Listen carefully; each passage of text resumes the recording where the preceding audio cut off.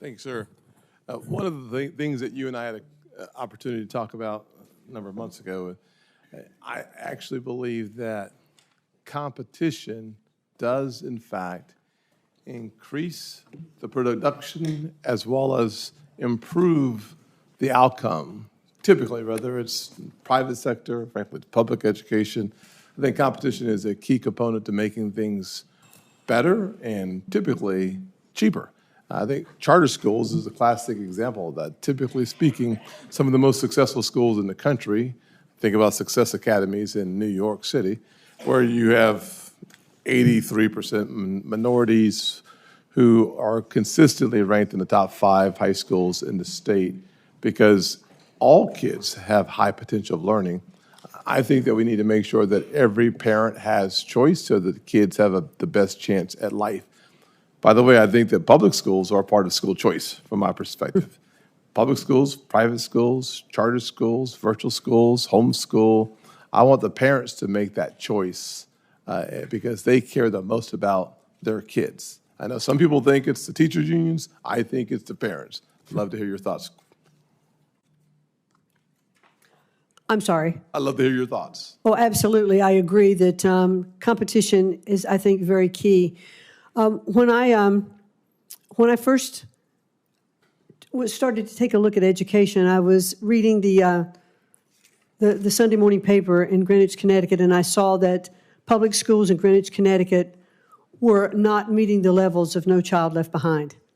And I couldn't understand that. One of the richest communities in the country, how could there be this kind of achievement gap between students, from lower income areas to upper income areas? And so I tried to meet with the superintendent to talk about that article. I couldn't meet with her. I eventually talked to the governor.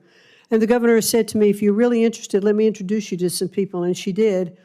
And I started talking to the folks who were developing charter schools in Connecticut, a woman named Daisha Toll, and I visited those schools, and I saw how much better those children were performing. They were rapidly coming up to grade level reading and doing math. They were teaching differently. And I thought, this is a real opportunity. This was a charter school, which is a public school. Yes. And in the state of Connecticut, it's not fully funded. The facility is not provided. And so it's a public-private partnership to make sure that these schools are offering choice and competitiveness. So we saw it was clear evidence how those schools provided an opportunity for students to succeed. Awesome. You only have 2 minutes left. That was a quick, maybe I have as much time as I want. I'll be the chair for a few minutes. That's great. Oh, my goodness gracious. Never mind. I didn't see that hammer you had there. So back in 2017, I started working on creating a definition in higher education for anti-Semitism.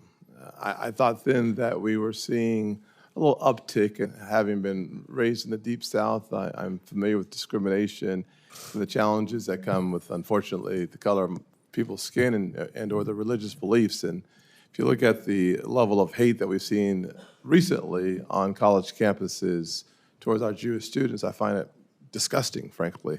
I hope that you will commit to investigating reports of anti-Semitism to the full extent of the law, especially on college campuses around this country. Yes, absolutely. There should be no discrimination of any form, but, I fully believe that there should be First Amendment protection for discourse and for freedom of speech. But when you become involved in activities that are actually endangering the students that are on campus, then that is not what should happen. And those schools that accept federal funding that allow that to happen should face defunding.